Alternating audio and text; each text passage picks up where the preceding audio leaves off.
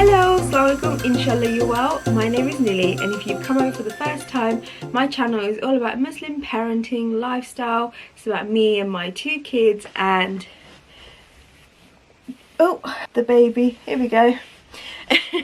Baby number 3 on the way. So next year, inshallah, the journey will be about me raising 3 kids, 4 and under, inshallah.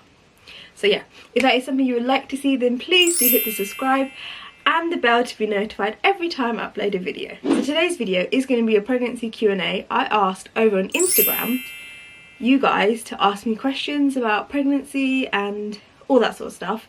So if you're not following me on Instagram, please do. And yeah, let's get on with the questions. How to stay positive throughout pregnancy?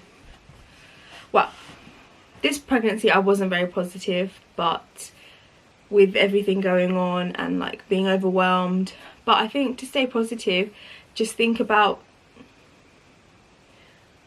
the baby. The baby that's going to come into your life. Just think about that and the new journey you're going to embark on and stuff like that, I guess. And obviously self-care, take time to relax.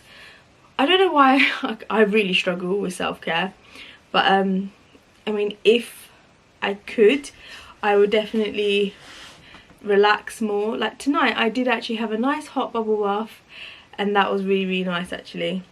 I haven't had one in ages, but yeah, just look after yourself. That's how to stay positive. How did you maintain eating well during your pregnancy? I think this pregnancy I've eaten really well compared to like Asia's pregnancy, because Asia's pregnancy I constantly had a sweet tooth.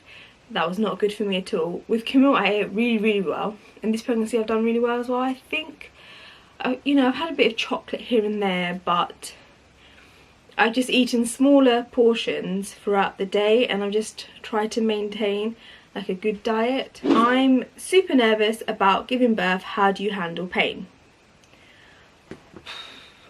All I remember with Camille and Asia is getting my husband to massage my back throughout. So every contraction he was there massaging my back, and that really helped. And then with Asia, because obviously I tried to birth at home, I used to push against the wall as much as possible. Like that really helped for some reason.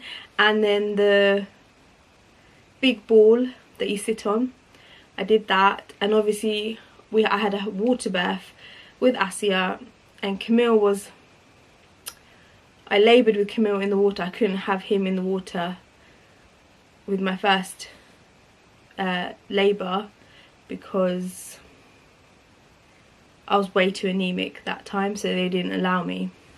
But yeah, water really helped. Like if you are the sort of person that needs a hot water bottle when you have period pains, a water bath is definitely ideal for you. You feel no pain. Okay, you feel a little bit, but it's very minimal. Like the water, hot water really helps. And then obviously you've got TENS machines, which I've never used because I just felt like it's really confusing, and like you've got to put it on at the right time at the beginning of labour and all this sort of stuff. Very confusing. Someone's asked, a link into that one is, how do you cope with labour pains? I am put off more children because I hate labour pains, I think she's written. Just what I've been saying, like hot water, get in the bathtub while you're still like contracting, get on the little ball and bounce, just stuff like that, honestly. And have paracetamol. I think I didn't have any paracetamol in mine, but have paracetamol to ease the pain. Salam Lily, hope you're well, inshallah. Which trimester was the easiest / hardest? Do you know what, the easiest is definitely second trimester. You find your feet more, you don't vomit as much, hopefully. You have your appetite back, and you just have a bit more energy. The hardest is definitely either the first or the last trimester. For me personally, the last trimester is always the hardest, because obviously you're carrying a lot more weight, you're fed up, you're heavy, you're so squished you can't eat. So yeah, heartburn is a killer. So yeah, I think for me personally, the final trimester is the hardest for me. and I get fed up really easily, I think. How will you manage homeschooling? Who knows? Who knows? He is only 4, so he's still nursery, so whatever we do is going to be fun anyway. But inshallah, Ali is going to be putting patio out in the back garden so they can go out in the garden when it's colder but still have fun and not come back so messy. So that is the plan for us, because I'm getting a massive easel that can stay outside so they can paint and stuff out there.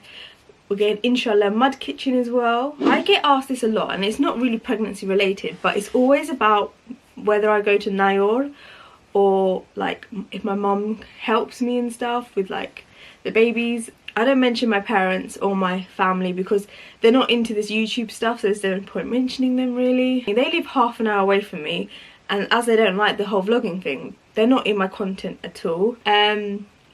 Because it's half an hour away, there's no point in going Nayor because I've got everything here, and it just seems a bit silly for half an hour just to take my whole house and my kitchen sink to my mum's when I could just come back here. Mum and dad both work full-time. Mum isn't your average Bengali mum that stays at home. She works very, very hard, and I just feel like it's just going to be quite unfair on her to burden her to come here, stay here with a baby when she's got so many other responsibilities going on. Of course my family sees the babies and stuff, but they have one night off a week, and that's the time I go, and sometimes I can't go because they go out, because you know it's one night off for them. So yeah, I do see my family, guys, I just don't go now. Did you know what you were doing with your first child, or was it hard? I had no clue whatsoever what I was doing. Honestly, I was one of those people that had never been around children until I moved in to Ali's home, and they were like foster kids, and it was just so lovely, and I learned a lot. I learned how to change nappies, I learned how to be patient with kids. But then with Camille, the real big struggle for me at the initial stages was his breastfeeding. It took me 8 weeks to establish breastfeeding. 8 weeks!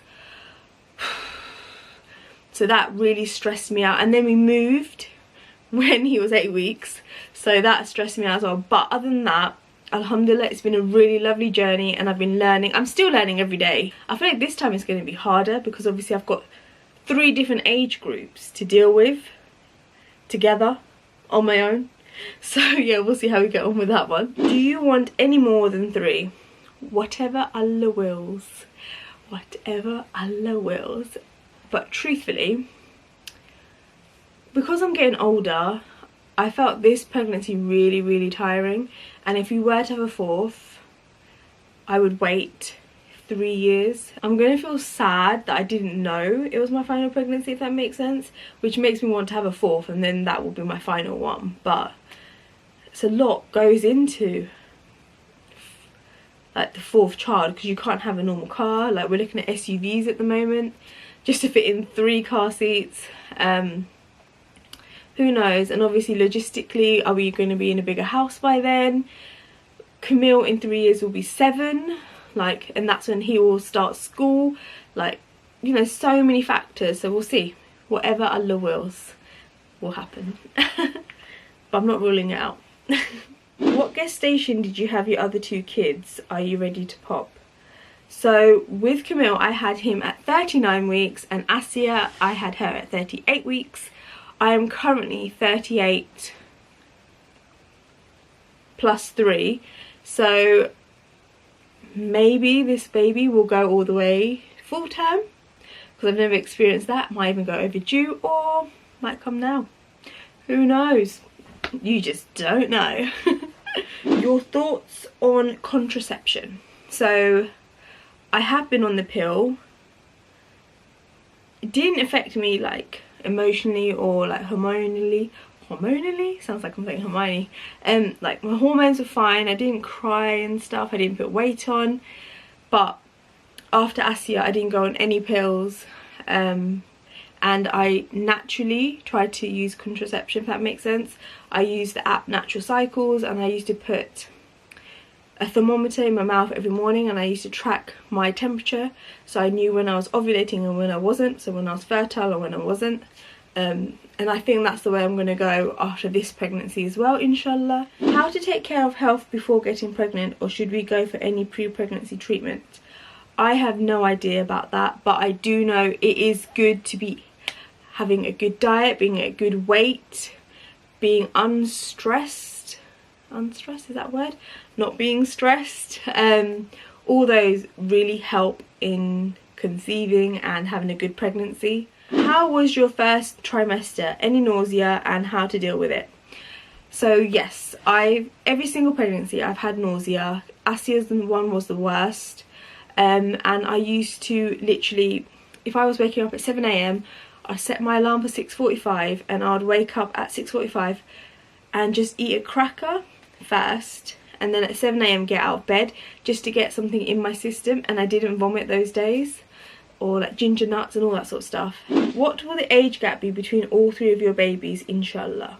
Okay, so Camille and Asia, there's 21 months gap between them both, and this baby and Asia is either 27 months or 28 months, depending on when the baby arrives. How do you manage to stay so active?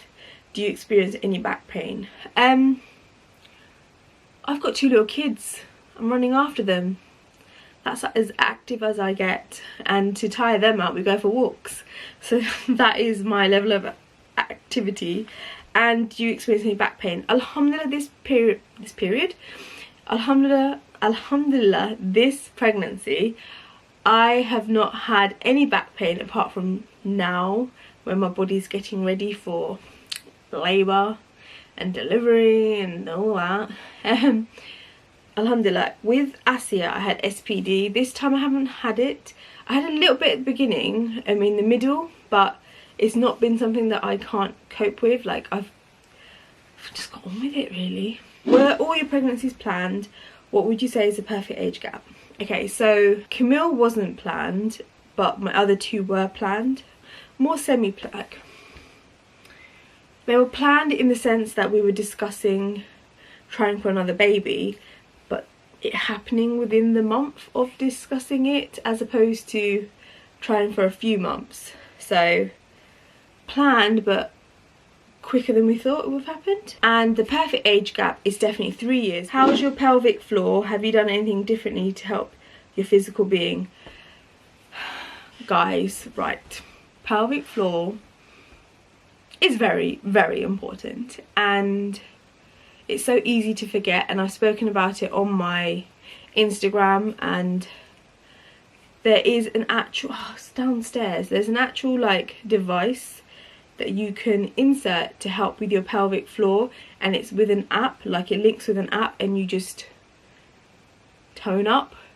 So once the baby's here, I will be using that, and I'll let you guys know how I get on with it. When is your due date? My due date is the 2nd of January. Is it hard, especially after giving birth? It depends what kind of trauma that's happened to your vagina. Because if you've had a really straightforward labour and delivery, and there's been no interference, no forceps, no tearing, then alhamdulillah your recovery is going to be slightly easier, so that it can be done much faster and you can get into the routine of parenting. But obviously if you have a C-section or all the other trauma stuff that happens, it is going to be a bit harder, because you're going to be relying on other people to help you, especially with C-section. So it can be harder. Just depends how you've given birth. Tips for first time mothers. I actually have a video, I'll link it below. Did you have Braxton Hicks? Yes, I had it from like 20 weeks this time. Fatiha, hi gorgeous, has said, how are you feeling? Fed up. Like, it's just weird. I want the baby, but alhamdulillah I'm well in myself. Baby's moving, so all good. I heard the heartbeat today, and my midwife said that the baby's nice and healthy. Do you plan on this being your last baby? I don't plan on it, but whatever Allah wills. Are you holding a vote as to how many people think boy or girl? I am actually holding a competition. So basically, I've asked you guys to guess the gender of the baby. I've asked you to guess the due date and the weight. And whoever gets it the closest, so obviously the gender has to be right. So if you've got the wrong gender, you're eliminated instantly. But the gender right and the weight the closest and the date of birth closest will win a £30 voucher for either Zara or TK Maxx. And that is still going because obviously I'm still pregnant.